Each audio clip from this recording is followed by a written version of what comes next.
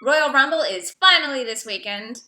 It's been tiring being WWE's Nostradamus these past few weeks, but it was worth the time, it was worth the effort, it was worth the nosebleeds of concentration.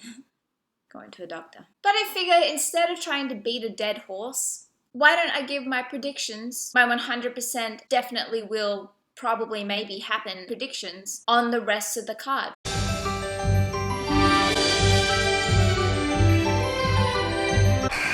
Much like that of the French Revolution, it turns into an all-out war. Banks turns up to the ring with hundreds of tiny jobber girls ready to get revenge on one Nia Jax. Jax is blindsided. Her artillery of monsters aren't ready yet. They're still being percolated in Steph McMahon's office. Nia Jax straps on her A-game and heads into the battlefield. Jobbers are getting crushed everywhere, hair flying. Jax destroys them all. But in her preemptive victory, doesn't see little Sasha Banks picking up a barricade and throwing it at Nia Jax. Battered, broken, she makes her way up to the top of the ramp and stares back at Nia Jax, already standing in the middle of that ring, introducing us to Banks vs. Jax WrestleMania 33 Hospital Ward match. Gallows and Anderson get their memory back. They pull out the special Bullet Club rings, and with their powers combined, Finn Balor appears, and the three of them beat the shit out of Cesaro, and they win the tag belts. Afterwards, when Finn Balor goes back into the ring, I think that's how it works, this very tall man comes walking through the crowd to ringside. Gallows and Anderson are confused. Carly, and then Scott Dawson and Dash Wilder disperse from the jacket and beat the hell out of Gallows and Anderson, cementing their place on the main roster. Even though I predict they're going to SmackDown Live, it's only right they have all the tag title belts, including the NXT ones again. That's why I also predict at TakeOver San Antonio, DIY Authors of Pain, Revival will actually just win the belts back again. It's not like they're stealing the belts from them. You can't steal what's already yours. And the answer? Yeah, someone's gonna die. Natty and Nikki Bella never actually make it to the ring. They're brawling somewhere along the Mexican border. A bunch of security guards following them in their wake of Demolition. Demolition actually join them as well, just for fun. They're into that kind of thing. Things start going badly for Swan. Neville Evil is getting out of hand. Outruns Cedric Alexander to help his friend from this vicious beatdown. And then, of course, outruns Noam Dar, the love thing. And then, of course, comes Alicia Fox, because she cray and she's there. Alicia is actually pregnant with Cedric's child. Noam Dar is overcome with jealousy. Why didn't he get there first? He smacks the shit out of Cedric Alexander and then bursts into tears, confessing his true love. Neville and Rich Swann pretty confused at this point. Neville manages to get it together and pin Rich Swann for the win. Evil Neville is new Cruiserweight champion. The power of heart isn't enough for Marty. Bayley tries her best, but Charlotte's a woman possessed. Charlotte completely destroys her mind, her spirit. Izzy's headband. Bayley is broken. Bayley. Inflatables. John Cena? How dare you, sir? Do not talk to Mr. Styles like that, punk.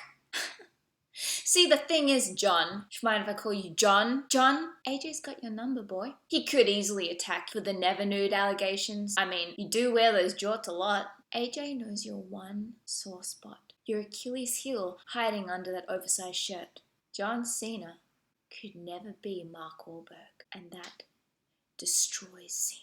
The match doesn't even start. All the smack talk happens. Cena's just left standing in the middle of the ring, one lone tear streaming down his cheek. He rolls under the ring, and that's the last we see of him for a little while. Power bombs everywhere. Superman punches. Kevin Owens is hilarious. Jericho's lowering his scarf in a Rapunzel-like fashion until... Raw! There is carnage everywhere. Strowman, in his fit of rage, manages to climb up to the shark cage. Jericho terrified inside until one man appears at the top of the ramp. A man who's been sent in to clean up the carnage. Kenny Omega.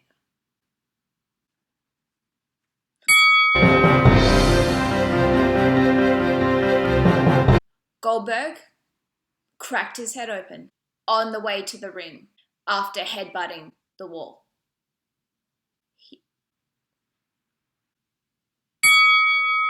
I had a vision. Rollins is backstage. The rumble's going on. He's not a part of it. Sammy's music hits, comes out and does his little cab driver's hat. His shift is obviously over. Seth is beside himself. And then he thinks he hears someone talking. He goes behind the curtain.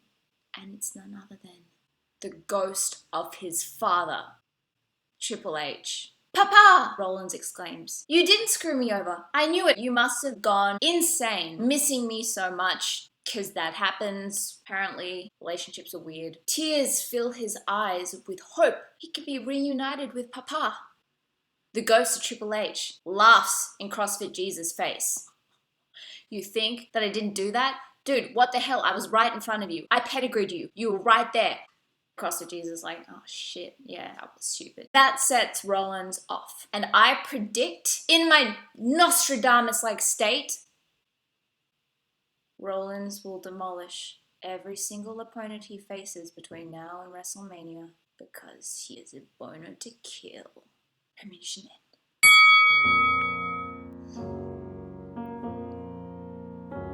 So it's happened. Little Miss Thang walks into the perfect setup, the perfect marriage. Bray would bring home flowers, weeds. Harper cooked dinner, caught roadkill, skinned it. They'd spend evenings in front of the TV, Eric Rowan reenacting TV shows. His one-man happy days was something to behold. And then the mistress comes in. Tight ass, perky pecs, boobs. Auden want too much. "Oh, no, you go outside and feed Rowan. I'm too tired." Next thing is Harper comes into the kitchen, sitting there making their voodoo dolls together. But Harper's still stuck around. Bray, Harper was still there for you, because that's true love. And now this. If I could cry, I would. As I mentioned earlier, we had a match, one Samuel Zayn and one Jesus of CrossFit. Started off slow, lit some candles, poured some wine, grappled a little bit. Intensity built, spots were had. It is beautiful. I would like to marry this match, bear its children, and I just want to make it official. Well, I don't have the ring yet. Technically, this is my second marriage. I didn't divorce the first one. I'm still married to the Revival DIY match. Still very much devoted. So thank you for your congratulations. Please send all gifts via Fightful.com. That's all we need. We have love.